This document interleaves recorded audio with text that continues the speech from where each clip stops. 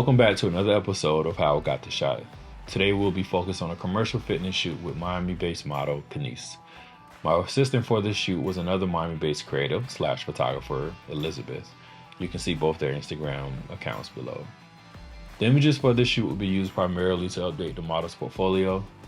She's actively casted for commercial lifestyle projects, think Target or hotel ads or anything along those lines where the subject is shown enjoying a product or a location. She also wants to work with clients like Nike, Under Armour, or anything athletic. We focused our time on 2 looks with multiple props to further convey the idea of her really coming to the park to work out and to play tennis. Look 1 focused on tennis, and look 2 was more of like a general high intensity workout scenario. We were shooting around 2 or so hours before golden hour, so the light was soft, but not at its softest. I made the mistake of leaving my 6-foot reflector at home, and luckily my assistant had a supplement. She had like a 24 or a 30-inch circle reflector that came in really clutch. So normally the smaller reflector is used for like headshots, but we had to make it do what it do. My go-to camera is the Canon R5, and I paired that with the Canon EF 2040-70 2.8 version 2. From a creative perspective, I created a mood board as always based on the initial vision of the model. She sent me a few images to kind of let me know what she was going for, and then I went into Pinterest and I built out the rest of the ideas, keeping in mind the location, her wardrobe, and just the poses that made sense for her. While shooting, I constantly made adjustments to the position of the model and the reflector to get the most even coverage possible. These shots were not meant to be dramatic, because I know I'm very much known for that, but that was not what the goal was for today. So I always tried to find the most even and flattering lighting I could, so that required us constantly changing locations. So we switched directions and locations often, not just for the concept, but also to remove distractions from the subject. I kept a low aperture for most of the images and only raised my shutter speed to catch action shots. When we transition over to Photoshop, you can see my entire process for editing. Pretty straightforward. There's not a lot of extra stuff done. Let's just go through the process and kind of see the things that I changed and see the color grading, which was the main thing I did for these images. There wasn't a lot of extra stuff needed because she takes pretty good care of her skin. So it was just a matter of me cleaning up a few things and then moving forward with my actual, the artistic part of things as far as color grading. All right, so let's delete this group. I'm gonna delete the group only, and then let's go through all of these layers one by one really fast. So this was our raw file. You see we cleaned up little small stuff. I got rid of a mark on her leg using a patch tool, got rid of the leaf behind her, and then quickly moved over to frequency separation because I knew some of the changes I needed to make were not major, but I knew that would be the quickest way to do it. I don't always use frequency separation that fast, but I know on something that doesn't require a ton of changes, that would be the quickest way to address some of the major issues. So clean up her skin, and you can see my blur layer here with my tones. Not a lot of major changes. We'll go into the texture layer, cleaned up some things. Then we went up here, cleaned up her eyes. Now the eyes are subtle, but it's super impactful because you want the eyes to have impact. See, I didn't make everything perfectly white. We just removed some of the red and then made sure the white looked a little bit whiter. And then from there, I compressed the file. So then we cleaned up the skin, polished it, and then we sharpened the skin. So that's our base shot. Pretty clean, pretty straightforward. And because I color balanced everything ahead of time, having the white balance correct in Capture One before I bring it to Photoshop lets you start with a neutral file. Knowing that this image is gonna be a little bit cooler, I knew when I did my color grades, I was gonna try a couple of different versions that were either warm, and then also play off the blues and play off the purples as well. That's what we have here. You can ignore my my folder names because sometimes I'm in a rush, not a rush, but I'm gonna see these files. I know I'm not passing them on to anyone else. So this color grade played on the blues. As you can see, we lighten the blues, and if you look at the actual gradient map, It is like it's similar to the blue that's in her skirt, but it's desaturated quite a bit, made more of a pastel color. And the same with this yellow. Blue and yellow works well with each other. And so once I saw this, I really liked how this looked as far as the colors, but I knew I needed more contrast, so I added more contrast. And that was probably version 1. I added more contrast and I saved it as a version.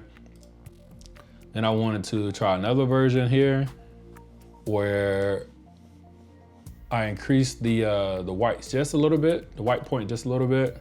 I want to make it a little bit brighter, just to add a little bit more of a punch.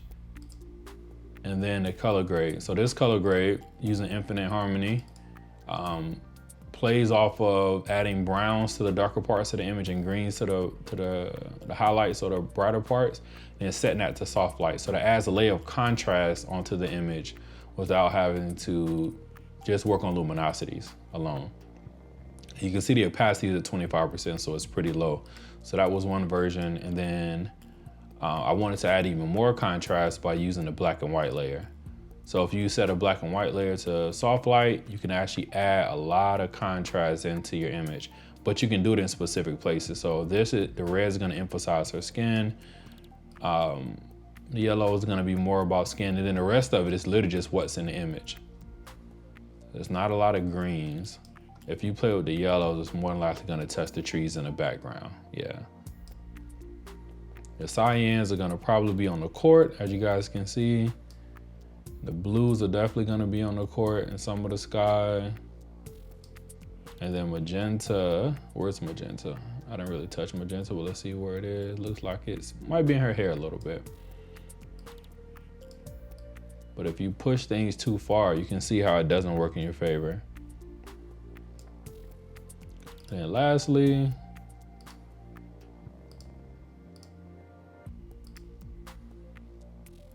added a little bit of exposure, or using exposure adjustment, offset it by just a little bit. So that gives like it kind of messes with the contrast a little bit again.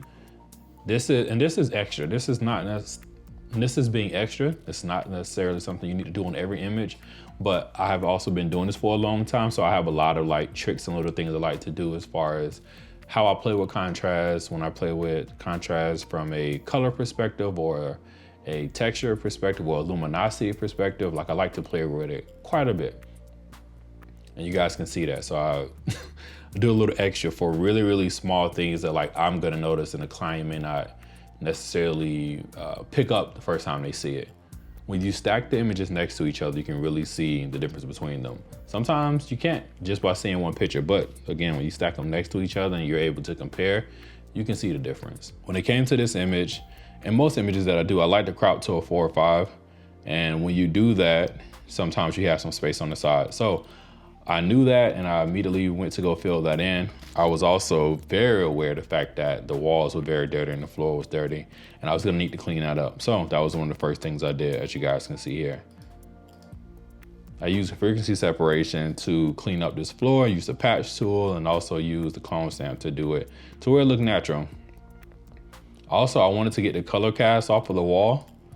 I could have left it, but I wanted to get rid of it because I just didn't like it. So I created a mask and got rid of it. Again, because I know these are going to be quick fixes, I didn't need to do a whole lot of detailed stuff for this shot.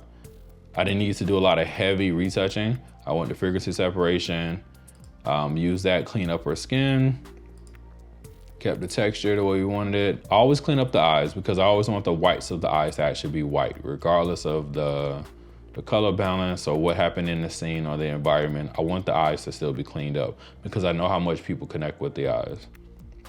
Clean that up, worked on her teeth a little bit. Her teeth obviously are not like, there's no issues with her teeth, but for the sake of perfecting the image, that was the choice that was made. And then with her legs, I wanted to get them closer to where her face was. Not exactly the same, but just closer. And then brighten up the image. And I'm pretty sure I saved that one as the first one, and then went into adding my color grades. Using the gradient map and infinite harmony. Then I used selective color to get a different feel for it. Then I made a black and white version as well, and then added my own vignette to the image. So these are the 3 There's 3 versions of that you'll see. I think it's 3 or 4. But that's how I got my different versions. And you can see too, like if we just only use the selective color, what it does to the image. If we only use infinite harmony, which gives you way more drama. It really pushed the colors. I'm pretty sure I could have taken this and reduced that down a little bit. Yeah, see? So you still get that mashup with the greens. And then you're good with her. Add the vignette on top of it to focus your eye on her and so you don't get distracted by the wall. So as you guys can see, what we did in Photoshop wasn't super heavy. Minor adjustments made there to keep things more or less natural. Obviously they're still polished and it looks like my work, but I wanted to give it a very clean, natural feel and make sure that we did things that just flatter who she is and what we're going for. Thank you guys again for checking out another episode of How I Got the Shot. This was definitely a fun one. Looking forward to working with her more in the future. Make sure you like, comment, and subscribe. Hit that notification bell so you can be updated as soon as I post something new. Follow me on IG for updates on there. Also, if you guys are interested in my workshops, be on the lookout for announcements on Instagram, in my IG channel, and also on my website. I'm making it, trying to make this whole thing a lot easier for people to get access to the workshops. We are on, I believe, workshop 16 in a row. I've been almost nonstop since last year. I've been going almost nonstop with the workshops and the turnout has been great. People are learning a lot of networking. And on this last one, the photographers actually left with a ton of dope images. I'm looking forward to seeing you guys in person. Feel free to reach out if you have questions or comments. Feel free to reach out. Don't be afraid. I'm here to help you guys. Keep creating for yourselves. Peace.